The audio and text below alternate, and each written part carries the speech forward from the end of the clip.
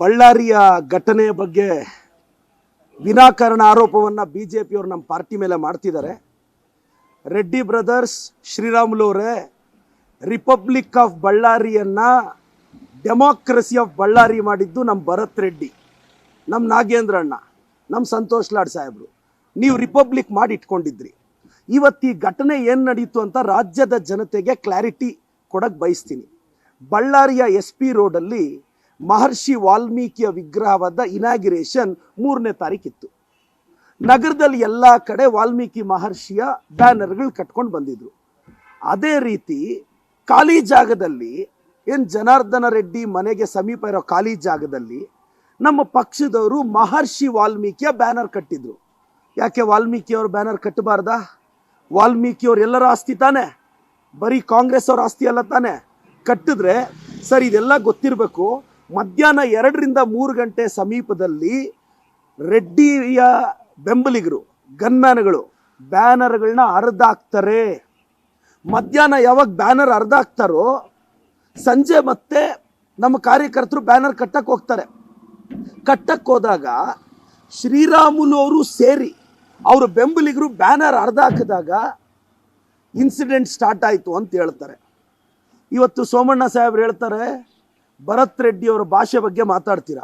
ಏನು ಸರ್, BJPಯಲ್ಲಿ ನೀವೇನು ಭಾಷಾ ಪಂಡಿತರು ವಿದ್ವಾಂಸರಿದ್ದೀರಾ? ಅಲ್ಲ ಸರ್, ರಾಜಶೇಖರ್ ಅಂತಕ್ಕಂಥ ನಮ್ಮ ಪಕ್ಷದ ಕಾರ್ಯಕರ್ತ, ನಿಷ್ಠಾವಂತ ಕಾರ್ಯಕರ್ತ ತೀರ್ಕೊಂಡ್ರೆ MLAಗೆ ನೋವಾಗುತ್ತೆ. ನೋವಲ್ಲಿ ಮಾತಾಡಿದ್ದಾರೆ. ನೀವು ಅದನ್ನು ಹೆಂಗಂದ್ರೆ ಹೆಂಗೆ ಮಾತಾಡಿದ್ರೆ ಸೋಮಣ್ಣ ಸಾಹೇಬರಿಗೆ ಪ್ರಿಯಕೃಷ್ಣ ಅವ್ರನ್ನ ಕಂಡ್ರೆ ಆಗಲ್ಲ, ಅವ್ರಿಗೂ ತೊಂದರೆ ಮಾಡ್ತಾರೆ. ಈಗ ಭರತ್ ರೆಡ್ಡಿ ಬಳ್ಳಾರಿಗೆ ಹೋಗಿ ಅಲ್ಲೋಗಿ ಪ್ರೆಸ್ ಮೀಟ್ ಮಾಡ್ತಾರೆ. ಸರ್, ನಿಮಗೆ ಗೊತ್ತಿರಬೇಕು, ರಾಜಶೇಖರ್ ಅಂತಕ್ಕಂಥ ನಮ್ಮ ಪಾರ್ಟಿಯ ವ್ಯಕ್ತಿ ಇವತ್ತೇನು ಮೃತಪಟ್ಟಿದ್ದಾನೆ, ಆತ ಹುಸೇನ್ ನಗರದ ನಿವಾಸಿ. ಅವ್ರ ತಂದೆ BJPಯಲ್ಲಿ ಗುರುತಿಸ್ಕೊಂಡಿದ್ದಾರೆ. ತಂದೆ BJPಯಲ್ಲಿ ಗುರುತಿಸ್ಕೊಂಡ್ರು. ಪಾಪ ಹುಡುಗ ಪಕ್ಷ ನಿಷ್ಠೆಯಿಂದ ನಮ್ಮ ಪಕ್ಷದಲ್ಲಿದ್ದಾನೆ. ಇವತ್ತೊಂದು ಇನ್ಸಿಡೆಂಟ್ ಆಗಿದೆ. ಬ್ಯಾನರ್ ಕಿತ್ತಾಗಿದ್ದಾರು, ಗಲಾಟೆಗೆ ಪ್ರೇರಣೆ ಕೊಟ್ಟಿದ್ದಾರು ರೆಡ್ಡಿ ಬ್ರದರ್ಸು, ಶ್ರೀರಾಮುಲು ಅವರು. ಅವ್ರನ್ನ ಸಪೋರ್ಟ್ ಮಾಡಿಕೊಂಡು BJPಯವರೆಲ್ಲ ಹೋಗ್ತಾರೆ, ಏನೋ ಭಾಷಾ ಪಂಡಿತರು ವಿದ್ವಾಂಸರ ಥರ. ಸೋಮಣ್ಣ ಸಾಹೇಬ್ರೆ, ವಯಸ್ಸು ಆಗ್ತಾ ಆಗ್ತಾ ಬುದ್ಧಿ ಹೆಚ್ಚಾಗಬೇಕೇ ವಿನಃ ಬುದ್ಧಿಮಾಂದ್ಯತೆ ಹೆಚ್ಚಾಗಬಾರ್ದು ಸರ್. ಆಲ್ರೆಡಿ ಬೆಂಕಿ ಹತ್ಕೊಂಡಿದೆ ಬಳ್ಳಾರಿ. ನೀವು ಸೀನಿಯರ್ ಲೀಡ್ರ್ ಸರ್, ನೀವೇನೋ ಸೀನಿಯರು, ನಿಮಗೆ ಬುದ್ಧಿ ಹೆಚ್ಚಾಗಿದೆ ಅಂದ್ಕೊಂಡ್ರೆ ಬುದ್ಧಿಮಾಂದ್ಯತೆ ಹೆಚ್ಚಾಗಿದೆ ಅಂತ ಪ್ರೂವ್ ಮಾಡ್ತೀರಲ್ಲ ಸರ್. ಇನ್ನು ಅಶೋಕಣ್ಣನಿಗೆ ಅದು ಯಾರು ಅಡ್ವೈಸರ್ಗಳಿದ್ದಾರೋ ಏನೋ. ಅಶೋಕಣ್ಣ ರೆಡ್ಡಿ ಅವ್ರನ್ನ ಆಚೆ ಹಾಕಿದ್ದು ನೀವೇ ತಾನೆ, ಅವ್ರನ್ನ ವಿರೋಧಿಸಿದ್ ನೀವೇ ತಾನೆ. ಶ್ರೀರಾಮುಲು ಅವರು ರೆಡ್ಡಿ ಅವರು ಅಷ್ಟು ಕಿತ್ತಾಡ್ತಿದ್ರು. ಅದು ಯಾವಾಗ ಸ್ನೇಹಿತರಾದ್ರೋ, ಯಾವಾಗ ಒಂದಾದ್ರೋ ನಮ್ಗೆ ಯಾವುದೂ ಗೊತ್ತಿಲ್ಲ.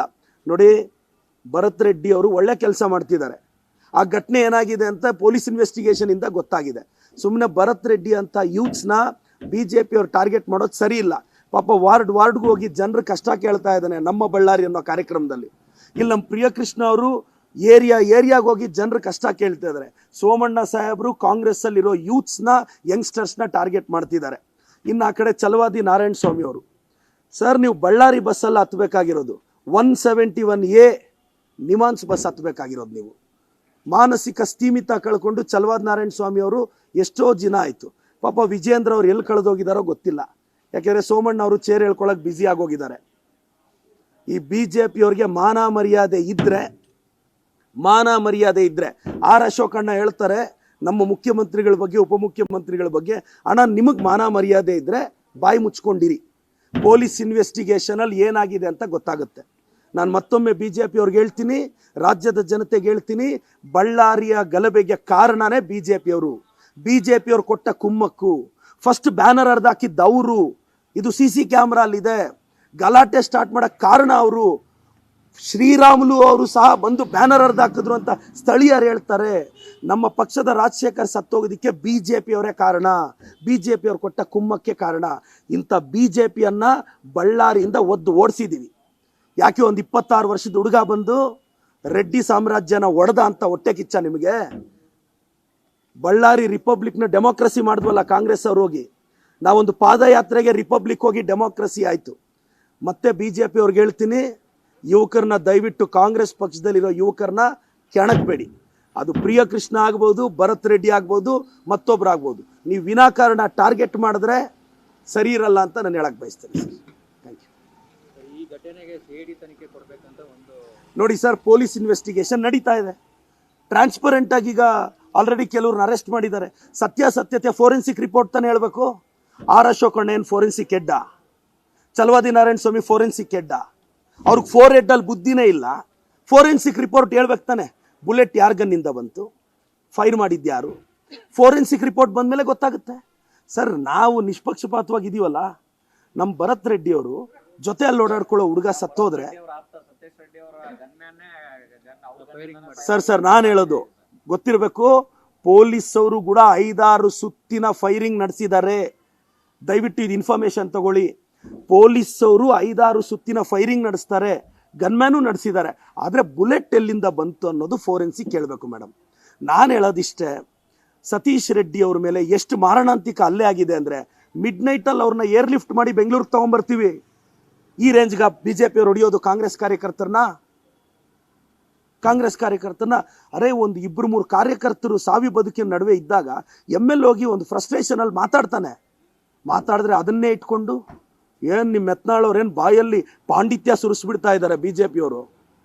ಅವನವನು ಮೈಸೂರಿಂದ ಒಬ್ಬ ಸ್ಪೈಕ್ ಗಿರಾಕಿ ಇದ್ದಾನಲ್ಲ, ಅವನೇನು ವಿದ್ವಾಂಸ ಅವನು ಭಾಷೆಯಲ್ಲಿ. ಫಸ್ಟ್ ಆ ಸ್ಪೈಕ್ ಗಿರಾಕಿಗೆ ಹೇಳಿ, ಅವನ ಬಾಯಿಂದ ಭಾಷಾ ಪಾಂಡಿತ್ಯ ಬಂದರೆ, ಆ ಬಿಜಾಪುರದಿಂದ ಒಂದು ಕೋತಿ ಬಂದು JCB ಅನ್ನುತ್ತಲ್ಲ, ಇವಾಗ ಬಾಯಿ ಬಿಡಕ್ಕೆ ಹೇಳಿ. ವಿನಾಕಾರಣ ಕೆಣಕ್ತಾ ಇದ್ದೀರಾ ಕಾಂಗ್ರೆಸ್ ಅವ್ರನ್ನ. ಯಾವುದೇ ಕಾರಣಕ್ಕೆ ಬಳ್ಳಾರಿನ ಮತ್ತೆ ರಿಪಬ್ಲಿಕ್ ಮಾಡಕ್ಕೆ ಬಿಡಲ್ಲ. ನಾವೆಲ್ಲರೂ ಭರತ್ ರೆಡ್ಡಿ ಜೊತೆ, ನಮ್ಮ ಪಕ್ಷದ ಜೊತೆ ಗಟ್ಟಿಯಾಗಿ ನಿಂತಿದ್ದೀವಿ. ನಮ್ಮ ಭರತ್ ರೆಡ್ಡಿದಾಗಲಿ ಕಾಂಗ್ರೆಸ್ ಅವರಾಗಿ ತಪ್ಪಿಲ್ಲ ಸರ್. ಇದು ನಮ್ಮ ನಿಲುವು, ನನಗಿರೋ ಪ್ರಾಥಮಿಕ ಮಾಹಿತಿ. Thank you sir.